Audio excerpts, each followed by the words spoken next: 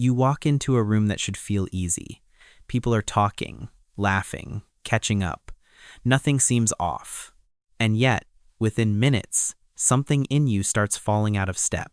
You smile, you nod, you say the right things, but your energy drops fast. You feel strangely distant, almost annoyed at yourself for not clicking the way everyone else seems to. So the question shows up again, what is wrong with me? But sometimes, the reason you feel out of place is not that you are awkward. It is not that you think you are better than anyone. It is that your mind is already reaching for depth, structure, subtext, contradiction, while the room is still running on ease, speed, and performance. And for high IQ people, this feeling tends to return in the same 7 situations again and again. And the strangest part is, the places that drain them most are often the places everyone else finds effortless. Intelligence in this case is not just about test scores or being good at thinking. It is often something quieter than that. A mind that notices patterns early, a mind that goes deep without trying, a mind that catches layers, subtext, contradiction, and meaning while other people are still moving through the obvious. And that kind of mind does not always move in sync with the room. So when someone feels out of place, it is not always arrogance. It is not always attitude. It is not always a lack of warmth.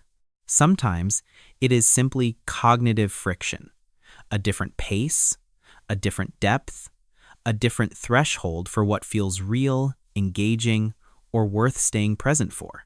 This is not always ego. This is not always attitude. Sometimes it is simply a mind moving at a different depth and speed than the room around it. And once you see that, a lot of things start making more sense. The first one is small talk. This is why small talk can feel so strangely exhausting. Not because you do not know how to do it. Most intelligent people do. They can ask about the weather, weekend plans, work drama, celebrity gossip. They can smile at the right time and keep the exchange moving. But inside, something else is happening. Their energy starts dropping almost immediately. Their mind begins stepping backward, not because they hate people, but because the conversation never reaches the level where their mind actually wakes up. So they leave thinking, maybe I'm antisocial, maybe I'm just bad at people. But that is not always true. Sometimes you are not under-socialized, you are under-engaged. You are not always bored because people are shallow.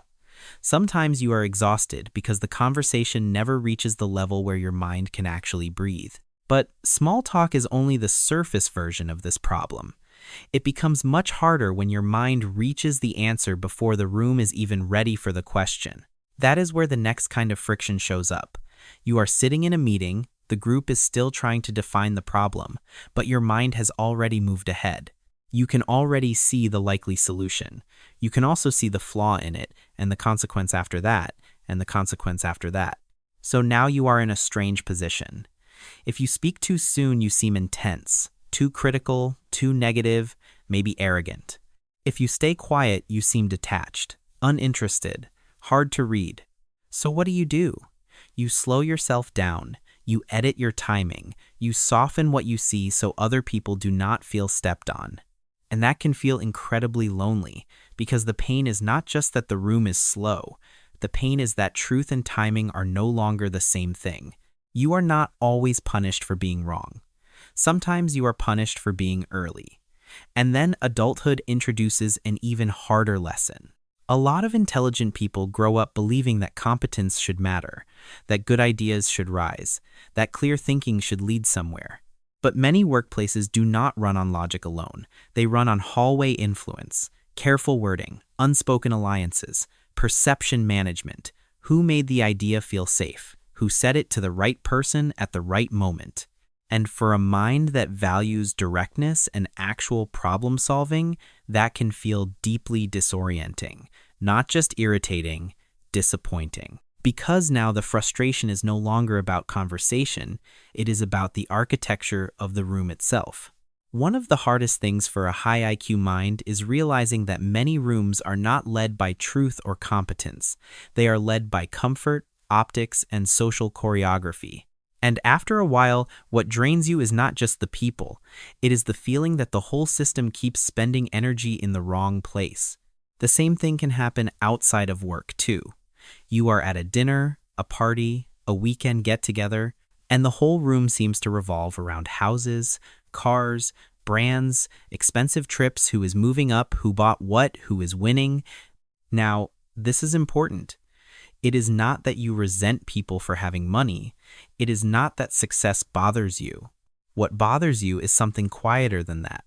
The room seems to be feeding on a kind of meaning your mind cannot live on for very long. So you stay polite, you nod, you listen. But inwardly, you keep drifting farther away. Sometimes you do not feel out of place because the room is richer than you. You feel out of place because the room is feeding on a kind of meaning your mind cannot live on. And if that mismatch keeps happening often enough, it starts to feel less like preference and more like exile. And this may be where the whole pattern began. A lot of intelligent people did not struggle first in adulthood, they struggled in school. They were the ones who asked why too often, who went off script, who cared about the logic behind the answer, not just the answer itself, who wanted to understand the structure, not just memorize the formula. But many educational environments do not reward that kind of mind. They reward compliance, repetition, predictability, the clean answer, the expected path. So, a very intelligent child does not always grow up feeling gifted. Sometimes they grow up feeling difficult, too much, slightly off. Like they need to trim something essential out of themselves just to move through the system more smoothly. A lot of intelligent people did not grow up feeling brilliant. They grew up feeling inconvenient. And maybe that is why this feeling goes so deep. Maybe the sense of being out of place did not begin when you entered adult life. Maybe it began the first time your curiosity was treated like a problem to manage. So maybe the reason you still feel out of place now is not just because the room is shallow. Maybe it is because you learned long ago that being fully curious came with a social cost, which helps explain why networking can feel almost unbearable. You walk into a room full of people presenting themselves in polished fragments. Everyone is asking questions, but half the questions have a hidden motive. Everyone is smiling, but half the smiles are strategic. The interaction is not exactly fake, but it is rarely free. And if your natural way of communicating is slower, more sincere, more substance first, something in you starts resisting almost immediately. Because now the pressure is not just to connect, it is to package yourself, to sound sharp quickly, useful quickly, impressive quickly, marketable quickly. For some minds, networking is not exciting. It feels like being asked to compress your worth into something marketable before anyone has actually met you. And if school taught you to edit yourself to stay acceptable, adulthood often teaches you to perform that edited version on command. And then there is the biggest room of all, the internet. A space built on speed, reaction, hot takes, public certainty, carefully cropped lives, performative authenticity. For a mind that depends on nuance, that can feel psychologically expensive, because the platforms reward what is fast, clear, confident, and instantly legible, not what is layered, not what is unresolved, not what takes time to say honestly. So you scroll through highlight reels, simplified opinions, curated identities, and something in you tightens, not because you are above it, but because you can feel the pressure to reduce yourself to fit it. A mind built for nuance often feels homeless on platforms that reward speed, certainty, and performance. And when a culture keeps rewarding performance over depth, many intelligent people do not just feel tired, they begin to feel quietly erased inside it. By this point, the pattern starts to become clear. The problem was never just small talk, or meetings, or office politics, or social media. Those are only the rooms where the deeper wound becomes visible.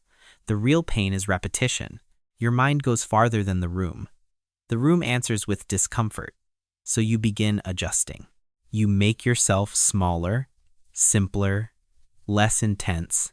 You say a little less, ask a little less, show a little less of what is actually happening inside you. And if that pattern repeats for years, it stops feeling like awkwardness. It becomes adaptation, a quiet kind of self-erasure, not dramatic enough for anyone to notice, but deep enough to change how you move through life. The real wound is not intelligence itself. The real wound is having to make your mind smaller, softer, or easier to digest just to stay socially acceptable. And this is where people get it wrong. Feeling different does not automatically mean feeling superior. Sometimes it simply means you have spent too long in environments that never knew what to do with your depth. So no. You do not need to fit into every room to prove your worth. Some rooms make you question yourself not because you are broken, but because they were never built for the way your mind works. And sometimes one good room matters more than a lifetime of trying to survive in the wrong ones. If one of these situations has exhausted you for years, you probably felt it long before you had words for it. And if this video gave language to something you have carried quietly for a long time, subscribe to Psyche-Life. This channel is for people trying to understand themselves more honestly, not more harshly. And for some people, this does not end at feeling out of place. It turns into a much quieter loneliness that almost nobody sees. That is where this conversation goes next.